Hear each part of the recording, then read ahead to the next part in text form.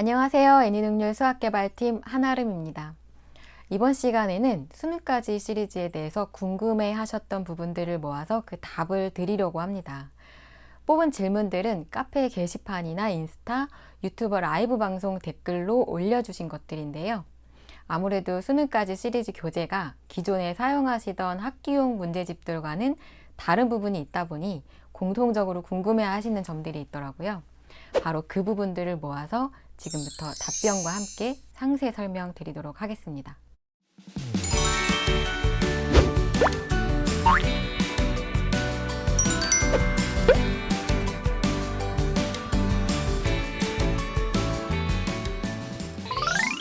자, 먼저 전체 구성에 대해서 말씀드릴게요. 수능까지 시리즈는 대수와 기하 각각 개념편 3권씩, 그리고 심화편 3권씩으로 전체 시리즈는 모두 12권입니다. 그리고 대수는 초등 전과정과 중등 1학년 1학기까지를 포함하고 있는데요. 중학교 1학년 1학기가 포함된 이유는 초등에서 최소 중1-1까지는 예습이 될 수 있도록 하기 위함도 있고, 앞에 영상에서 말씀드렸던 것처럼 중학교 1학년 1학기는 초등에서 중등으로 넘어가는 단계로 브릿지 역할을 할 수 있는 교재가 필요하기 때문에 시중의 중등 교재와는 차별화하여 구성되어 있습니다. 이중 초등 과정은 교과 순서와 달리 개념을 연결해서 학습할 수 있도록 되어 있고요. 대수 2 교재는 중학교 1학년 1학기 교과서 순서와 같게 되어 있습니다. 따라서 수능 시리즈 대수 6권이면 초등 수 연산 전 과정과 중학교 1학년 1학기의 개념학습, 심화학습까지를 모두 마스터하실 수 있어요. 기하는 6권 모두 초등에 해당이 되는데요. 기본 도형이나 닮음, 부채꼴 등과 같이 대수보다 중등 연계 개념이 더 많이 들어 있습니다. 대수와 기하의 교육과정이 상이하기 때문인데요. 대수는 초등에서 배운 내용을 토대로 개념을 확장해서 중등에서 상위 개념을 배우게 됩니다. 반면에 기하는 초등에서 배운 내용을 중등에서 반복하고 각 개념마다 파생되는 추가 개념들을 배우게 됩니다. 그리고 초등에서 배우는 도형 개념은 아주 기초적인 수준에 해당되고 초중고 기하 내용의 70% 정도가 중등에 몰려 있습니다. 그렇기 때문에 중등에서 아이들이 기하를 어려워할 수밖에 없죠. 따라서 수능까지 시리즈 기하편에서는 초등과 중등 내용을 연계해서 도형을 조금 더 수학적으로 공부할 수 있게 하고 중등에서의 기하학습에 대한 부담을 줄일 수 있도록 했습니다. 정리해 보자면 대수와 기하 전체는 12권으로 되어 있고 그중 초등 과정은 10권, 중1-1 과정은 2권이라고 보시면 됩니다. 자, 난이도, 수준에 대한 질문들도 많이 해주셨는데요. 개념편은 기본서로 사용하시는 교재들과 비슷한 수준이고, 심화편은 학기용 심화서와 거의 비슷하지만 한두 문제 정도 더 어려운 문제들이 있어요. 왜냐하면 학기용 심화서들은 해당 학년 학기 내용 안에서 심화 문제를 다루지만 수능까지 심화편은 자연수 범위, 자연수의 계산 범위와 같이 넓은 범주의 내용을 바탕으로 누적해서 문제가 출제되기 때문에 그렇습니다. 따라서 학기용 교재로 엄마표 선행을 하는 친구들이라면 개념편도 무리 없이 사용할 수 있고요. 학기용 심화서를 학습했던 친구들도 고학년이라면 심화편을 충분히 사용하실 수 있습니다.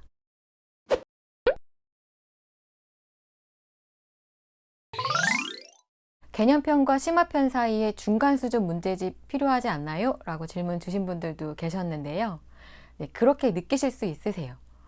심화편에도 개념 설명이나 중간 수준 문제들이 일부 들어있기는 하지만 개념편과 심화편 사이의 난이도 차는 약간 있습니다. 그래서 현재 그 중간 수준에 해당하는 수능까지 시리즈 문제편을 개발하고 있고요. 개념편과 심화편 사이의 난이도 갭을 메꾸어 주면서 동시에 충분한 문제 연습이 될 수 있도록 구성하려고 합니다. 따라서 2021년에는 수능까지 시리즈가 다음과 같이 바뀌게 됩니다. 문제편은 대수와 기하에서 초등에 해당하는 내용만 출간되어 총 5권이고요. 이렇게 되면 대수와 기하를 합해서 15권의 교재로 초등수학을 완벽하게 학습할 수 있습니다. 교과서 진도에 맞추어서 문제집을 풀 경우에 보통 한 학기에 기본서 2권, 심화서 1권 정도 사용하시죠? 자, 그러면 3학년 1학기부터 6학년 2학기까지 총 8개 학기 동안 24권이나 되는 문제집을 풀어야 합니다. 하지만 수능까지 시리즈로 공부할 경우에는 15권의 교재로 짧은 시간에 보다 높은 학습 효과를 거두실 수 있어요.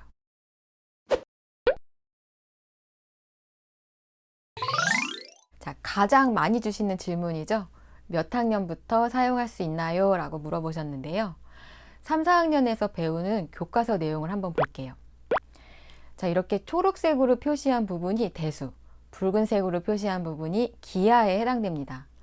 그 중에서 3학년 1학기의 단원별 내용을 한번 살펴보면 1단원에서 덧셈과 뺄셈을 배우게 되는데요. 여기가 바로 세 자릿수의 덧셈 뺄셈으로 초등과정에서 덧셈과 뺄셈에 대한 마지막 학습입니다. 그리고 두 번째 단원에서 선분, 각과 같은 기본 도형, 그 다음에 구구단을 거꾸로 생각해서 할 수 있는 나눗셈, 그 다음에 두 자릿수 곱하기 한 자릿수의 곱셈, 그 다음에 분수와 소수의 기초를 학습합니다. 따라서 기초적인 개념들은 모두 한 번씩 배운다고 보실 수 있어요. 그리고 수능까지 이어지는 초등수학 대수 1-1의 개념편은 이렇게 시작합니다. 자연수의 구조 원리, 그 다음에 십진법으로 시작해서 4학년 1학기에 해당하는 내용 큰 수 개념부터 들어가게 됩니다. 따라서 3학년 1학기까지 공부한 경우에 충분히 수능 시리즈로 시작하실 수 있고 3학년 1학기부터 교과 내용은 교과서 익힘책으로만 하고 참고서로 하는 공부는 수능까지 시리즈로 하셔도 좋습니다. 엄마표로 선행학습 하시는 경우에 3학년에서 미리 4학년 1학기 참고서를 공부하거나 4학년에서 5학년 1학기 참고서를 공부하기도 하시죠?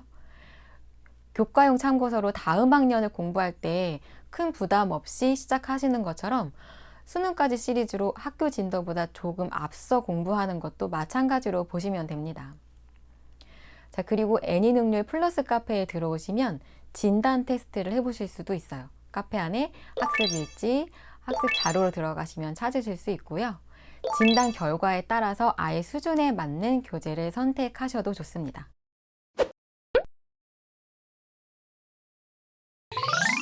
시간이 부족한데 개념편 안 하고 심화편만 해도 될까요? 라고 물어보시는 분들도 정말 많았어요. 이미 학기용 교재로도 문제집을 충분히 풀으셨는데 개념편까지 또 해야 하나 고민하시는 경우였는데요. 근데 이때 심화학습이라는 게 뭔지 한번 생각해 봐야 합니다. 보통 심화라고 하면 대표 유형별 문제를 접해보는 것, 그리고 그것의 유사 문제를 풀어보는 연습을 하는 것이라고 생각하는 경우가 많은데요. 예를 들어 검사 내 활용 문제 또는 단위 분수의 합으로 나타내는 문제 같은 것들인데요. 이런 문제들을 풀어봤냐 아니냐로 심화를 했냐 안 했냐를 구분짓기도 합니다.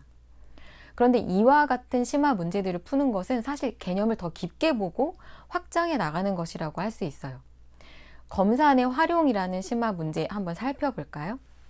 자, 이건 나눗셈에서는 꼭 나오는 문제죠. 어떤 수를 37로 나누었더니 몫이 한 자릿수였다. 어떤 수 중에서 가장 큰 수를 구하여라 하는 문제인데요. 이 문제를 해결하기 위해서는 먼저 어떤 수를 글이든 기호든으로 표현해서 어떤 수를 37로 나누었더니 몫이 한 자릿수였다라는 것을 식으로 나타낼 수 있어야 합니다. 그리고 나머지가 있을 수도 있다라는 생각을 해야겠죠. 그 다음 검산식으로 바꿀 수 있어야 하고 어떤 수가 가장 크게 되기 위해서 한 자릿수인 몫과 나머지는 몇이 되어야 하는지를 구해야 합니다. 곱하기랑 더하기로 연결된 식이니까 몫과 나머지 모두 가장 큰 수가 되어야 어떤 수의 크기가 가장 커지겠죠. 한 자릿수 중 가장 큰 수는 9, 나머지가 될 수 있는 수 중 가장 큰 수는 36입니다. 나눗셈에서 나머지는 나누는 수보다 항상 작아야 하는데 나누는 수가 37이니까 36이 되어야 해요. 자, 정말 많은 기본 개념들이 복합적으로 쓰이죠.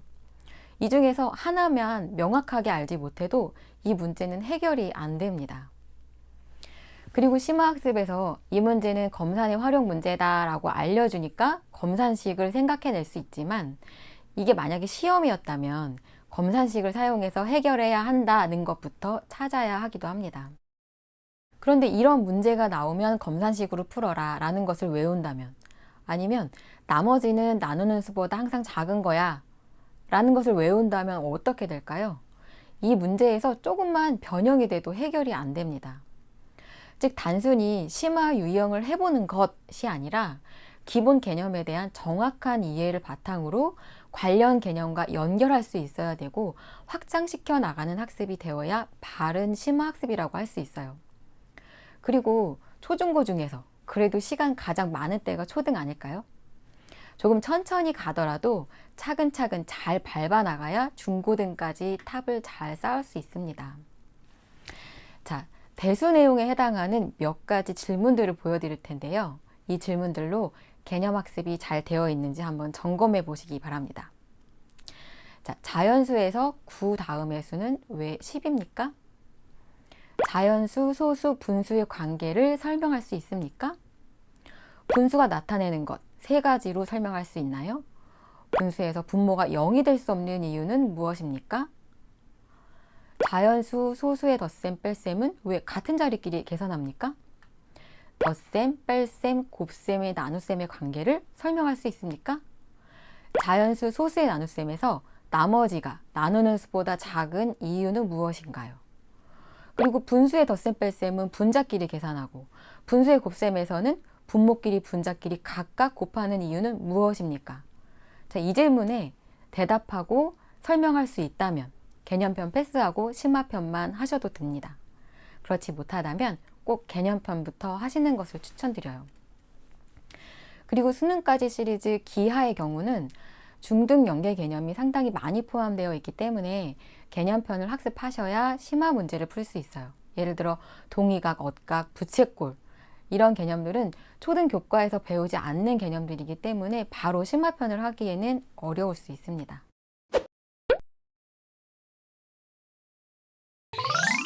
수능까지 시리즈는 학년 학기 표시가 안 되어 있죠. 그래서 학기용 교재랑 어떻게 병행하면 좋을지 질문을 주셨는데요. 현재 수능까지 시리즈는 초등과정만 10건입니다. 그렇기 때문에 기존에 하시던 학기용 교재를 모두 사용하면서 추가로 사용하기에는 부담이 되실 수 있어요. 따라서 4학년부터는 학기용 참고서 대신에 수능 시리즈를 사용하시기를 권장을 드립니다. 3학년부터 6학년까지의 학습 내용은 다음과 같습니다.